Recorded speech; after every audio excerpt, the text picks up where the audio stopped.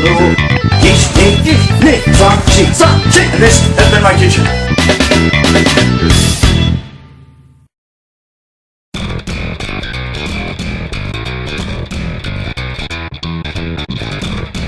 See, you got everything? Okay, good.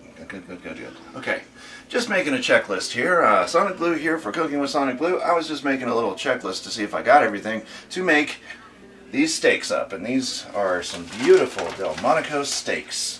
Look at that, huh? Nice big pieces. Look at that. Can't wait to cook these babies up. Now what we're going to do is going to just slide those right onto our baking sheet right here. And you probably ask yourself, what style of steaks are we making tonight? Good question. I decided that we should do a white sauce with mushroom and onion and garlic and spread it over the steaks. And that's really, really something. So let me show you the ingredients while we're waiting for our oven to preheat to 375 degrees. And we're going to go ahead and show you some of the ingredients we're going to be using for the steaks and for our white mushroom sauce.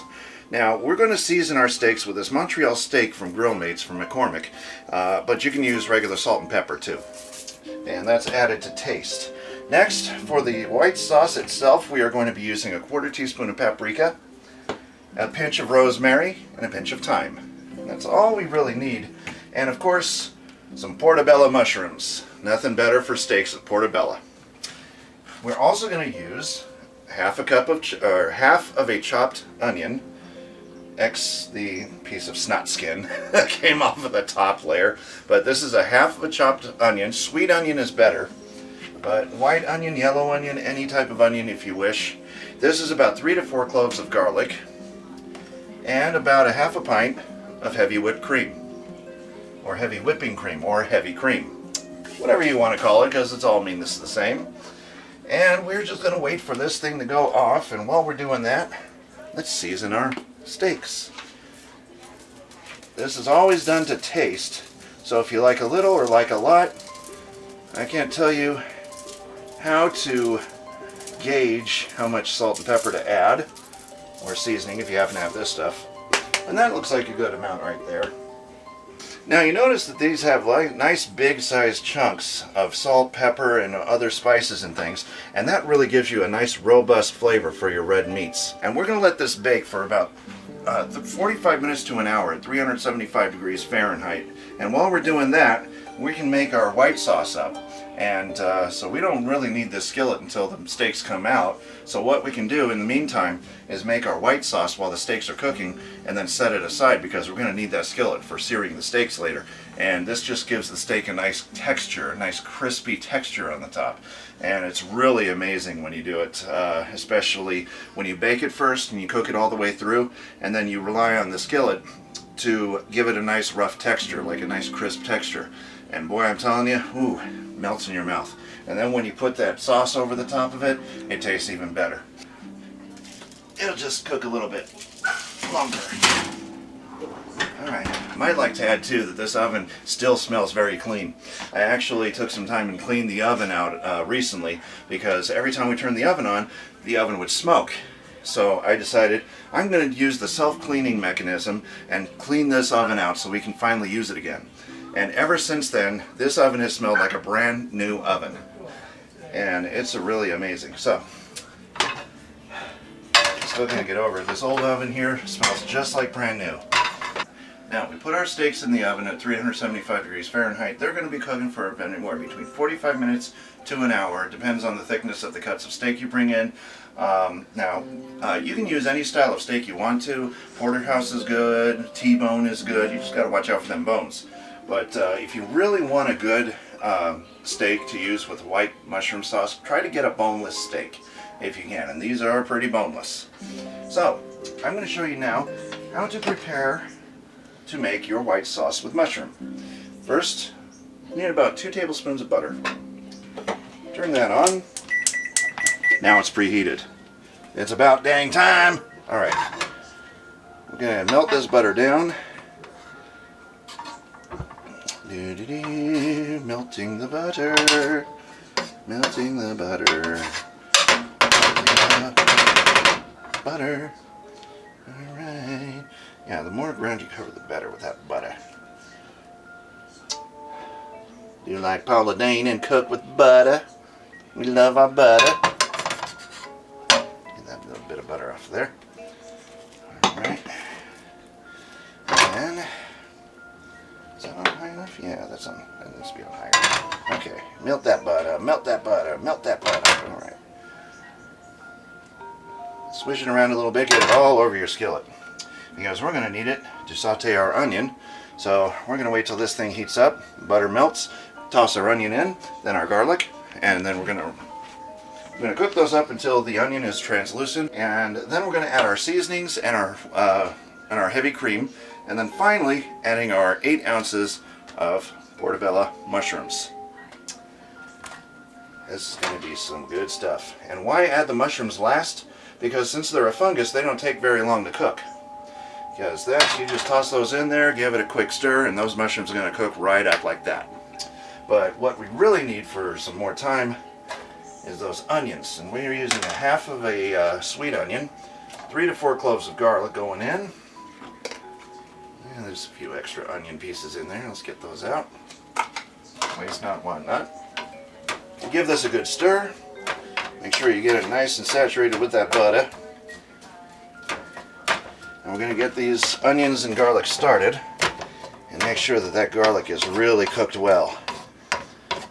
Because as garlic cooks, it becomes less stronger in flavor.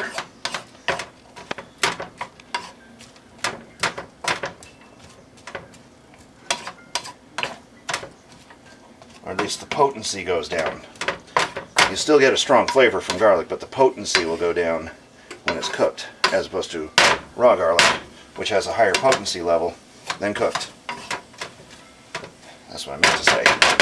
Alright, get that cooking up, and while we're at it, we're going to add our seasonings. We're going to add, first let's add our paprika.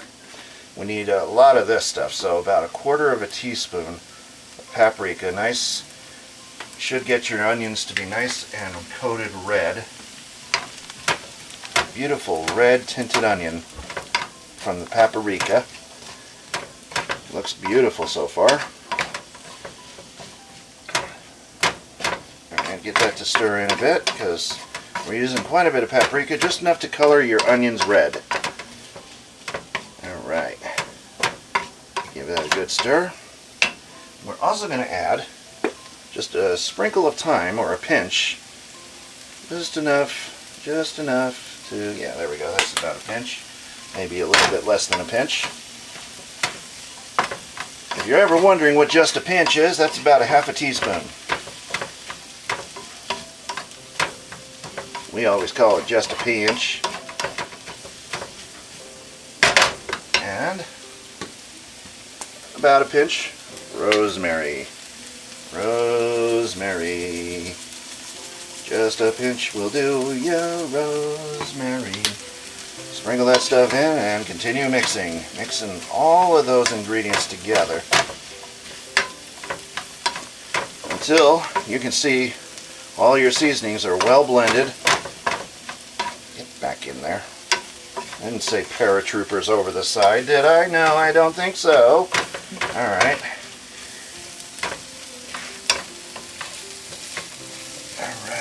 That nice seasoned onion and garlic.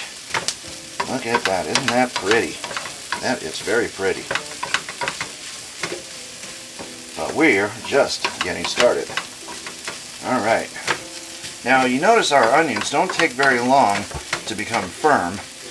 They've still got a little bit of ways to go before they're translucent, but we got all these seasonings in here to make it difficult to tell whether your onion's translucent, so we just go by the factor that if they're starting to feel tender, then it's a good time to add our white whipped cream sauce, or heavy cream sauce. We're just going to pour that right in there. And this is about a half of a pint, or 8 ounces of heavy whipping cream. Alright, now get that cooking, now get that mixing. And your white sauce has now become a slightly red sauce because of all the paprika we've added, but it's still considered a white sauce. I don't make the rules, I just enforce my own recipe, which This recipe looks like French salad dressing. It almost does. Either that or Thousand Island. I haven't quite figured it out, but there you have it. There's your heavy whipping cream, and you just stir that in with the onion. And now, once you got that stirred in all together, what we're going to do now is add our portobello mushrooms. And this is about 8 ounces of portobellos going in, or 1 full package of pre-sliced portobello mushrooms. Give that a good stir. This white sauce does not take very long to make. That's the beauty part about this recipe. It takes a lot of mushroom to make a white mushroom sauce. And you'll notice that you'll have a lot of mushroom, because that's what we like. We like a lot of mushroom. Or at least I like a lot of mushroom. Ronan here is going to have A1 steak sauce, which is okay too, but that just leaves more white sauce for me. Isn't that beautiful? Look at that. How pretty that is. Oops. Okay, give it a nice fold. And put it back down, let it cook some more. And you'll know that your sauce will become a little ready when your mushrooms start to shrink just a little teeny bit. But you don't want to overcook your mushrooms, because you want them to have nice rich flavor. But you also want it to soak up some of this sauce. So there we go. Alright, beautiful. Look at that, beautiful. Alright, give it a little shake. Okay, and scrape it off the edges here. Get everything into toward the center. Good to go, good to go. Alright. Now remember folks, it might not look white, but it is technically a white sauce since we added extra ingredients to make it a different color. Otherwise, normally, if you don't add any paprika, this would still be a white sauce, but this just makes it look more appetizing that way, doesn't it? Yes, it does. Give it a little color and a little spice, and you are almost ready to pull that off, too, because notice how the mushrooms are starting to shrink a little bit. Now, you know how you can tell your sauce is almost done? When you can do this and smell all of those flavors just melding together, and that's when you know your sauce is starting to get there.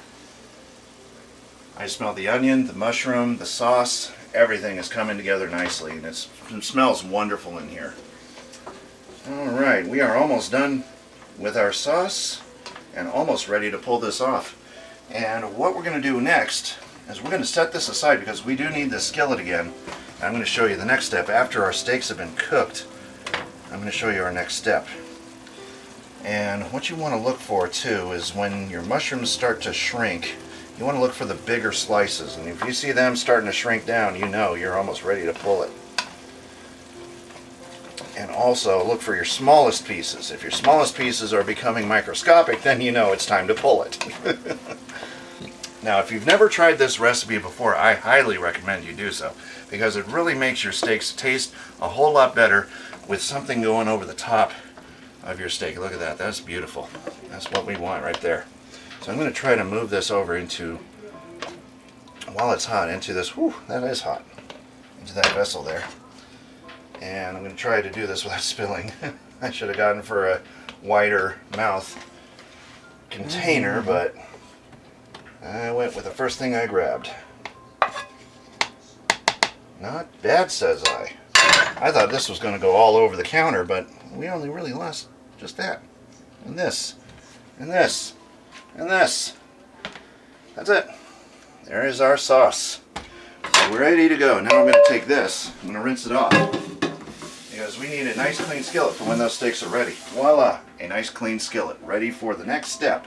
And our next step is, and when this steak gets finished in about, how long did we spend? About 10 minutes? Yeah, we're going to look at it again in about 20 more minutes, maybe 25, give or take, and we're going to see how far along we are. And what you're looking for in your steak is to make sure it's cooked all the way through. If it helps, take a knife and just go in the middle of your steak and just pull it apart in the middle where you made your incision to see if it's done the way you want to. Whether you want it medium rare, well done. I like a well done steak, and that's why I'm going to show you how to sear it later.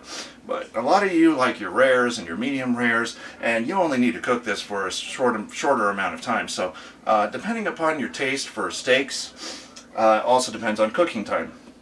I'm going to show you how to make it nice and well done.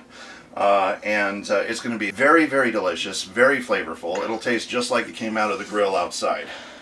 And what we're going to do is, after about 45 to an hour in the oven, we're going to pull it out and we're going to add about 2 dollops of olive oil to our skillet and get it nice and blazing hot. We need real hot. I would normally have a cast iron skillet for this, but unfortunately it's back in Columbus and I'm here. It's there. But we got to make do with what we can, and that's why we're using this skillet. What we're going to do is we're going to get 2 dollops of olive oil, get it nice and blazing hot, and then we're going to throw our steaks down and we're going to sear each side of it for about 1 minute to 2 minutes, or until the consistency that you like. And I like it nice and charred. So we're going to show you a little bit, not too charred though, and I don't want it burnt, but I do like a little charring on the top. And then we're going to add our sauce, and we're going to have our sides. And I found that cheddar and broccoli from Knorr really goes well with what we're having tonight in these steaks. In fact, any kind of red meats, I notice this goes really well with it. Or even if you're having poultry or pork, leave it to Knorr to give you really great, amazing side dishes that'll just take an instant to make up. And we got that going on in this frying pan, or this saucepan, because I want to slow cook this because the steaks aren't quite ready yet, but this is. So I'm going to turn this fire down really, really low and let it cook slowly. I'm just going to get this out of the way so I don't have to worry about it later. And the hardest part about doing side dishes, like especially these, with a steak that takes a while to cook, is to know when to throw down your side dish. It all depends on how far along you are in your steaks. I need another spoon, don't I? Yes, I do. Alright, let's get this stirring. Stir it in, and leave it. Because we only really need to just stir this and give this a good stir. Get it all nice and mixed together. And since it's on a very, very low flame, I don't have to worry about it. I don't have to worry about my milk boiling over. Nothing like that. So I can just leave that alone. It'll cook nice and slowly so that it gives the steaks a chance to cook up. And if I find this is not done, I'll just turn up the fire. Win-win either situation. Now let's take a look at our sauce here, see how well it's settling in. And you can see that the very top of it has a nice orangish color, and that's mainly from the butter that we used. And that's the grease from the butter that's rising to the top, while the rest of it is kind of like a little off-whitish. So that's mostly what you're seeing there, is that butter and grease. Anything greasy just rises to the top. Have you ever noticed whenever you have Italian dressing and it separates? Yeah, that means that the oil and the vinegar are separate, and then you got the seasonings. So it's like you have to give it a good shake before you serve it. Otherwise it looks like a parfait. Well, this is kind of like the same thing. Well, anytime you cook with butter or grease in general, or oil, anything oily, all that oil is going to rise to the top and just going to kind of linger there. So what you need to do before we pour this on is to give it a good mix, or just shake it up a bit, get that oil to kind of settle down, back down again. You know, so of course I'll be doing that again when we serve our steaks up. And I want to make sure that this doesn't get too hot, but also doesn't get too cool. So I'm going to put this right in the center, because further back here is where it gets the warmest because of the heat coming up from the oven.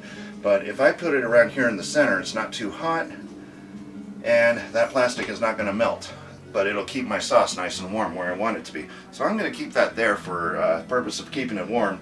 And we're going to come back, and give or take about, it's been 15 minutes, so about another 20, yeah, like I said, about another 20-25 minutes tops, and we'll see how far along our steaks are, and we'll show you step 2 in our steak and white mushroom sauce. So stay tuned for that. We'll be back when we're ready to pull those buggers out of there.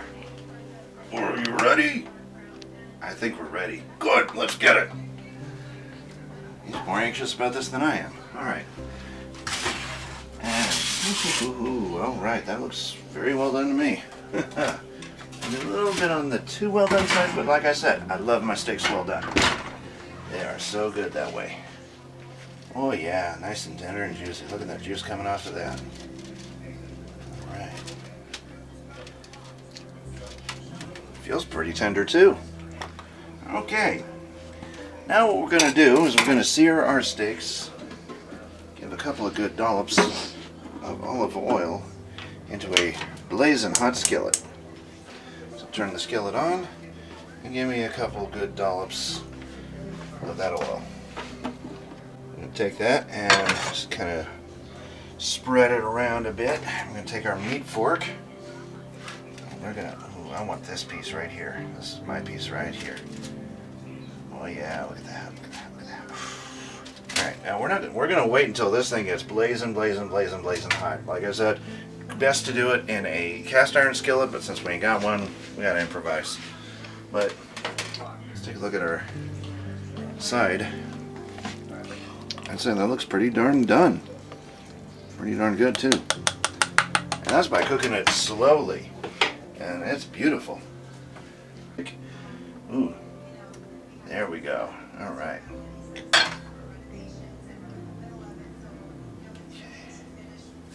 That's getting pretty heated. Getting pretty heated. When your oil is very thin, you know it's getting hot. Take your steak. Kind of press it down, I guess. Guess it wasn't hot enough, but well, it'll get hotter. We'll just have to sear it a little bit longer then. So, there we go. And just give it about maybe a minute, maybe 2 minutes. Well, it depends on how hot the oil is. If it's really hot, then about a minute each side. Then flip it. But if you want it extra crispy, then leave it down for 2 minutes. Sear it on both sides for 2 minutes. Doesn't really take long to sear. Or searing meats never really takes that long. In fact, I'm going to use the aid of this because it helps it along a little bit. Let's take a look. It's not too bad. There we go. Now that oil's heating up. As I always say on Impractical Jokers, Earl. That Earl is heating up. Can I get some more of that Earl? So after we're searing it, pulling it right off the fire, make sure it's once again seared. Okay, yeah, I like that. I like that. That looks nice. That looks real nice. All right, that feels very nice and tender. Very nice and juicy, tender, good. All right, so we're just gonna pop this over here, and that is a big steak. Look at the size of that steak. A little bit more for me. There we go. There's plenty left over for later.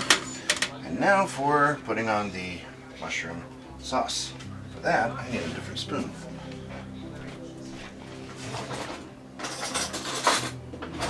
Nice big spoon ought to do it. Now, there's all that butter on the top, so I'm going to give it a good, nice stir. And it's still nice and hot, folks. Here we go. White sauce. And mushroom and onion and garlic right on the top of that. You can put as much or as little as you want on the top of that. But since I'm the only one who's eating this, I'm going to put a lot of it on. To show you that this is going to be some good stuff when you slather this stuff on. Right on the top of that. You don't even see the top of that steak, do you? That's okay. That's alright. It'll get eaten. I'll save that for later. Okay. And there you pretty much have it.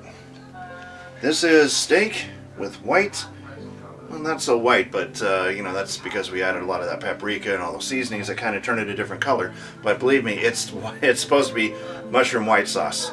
But like I said, after the seasonings get added, it's no longer white, but the base sauce is still white. It's still considered a mushroom sauce. So we'll just call this steak and mushroom sauce, and a little bit of cheddar and broccoli noodles on the side of that. And if you're looking to get a nice different twist to your steak dishes, if your steak meals are turning out too bland, too boring, try this recipe. It will perk up your steaks just nicely, and I do believe that now would be a good time for a taste test. A fork and a steak knife, and we're going to give this little test-a-rooney steak with mushroom sauce.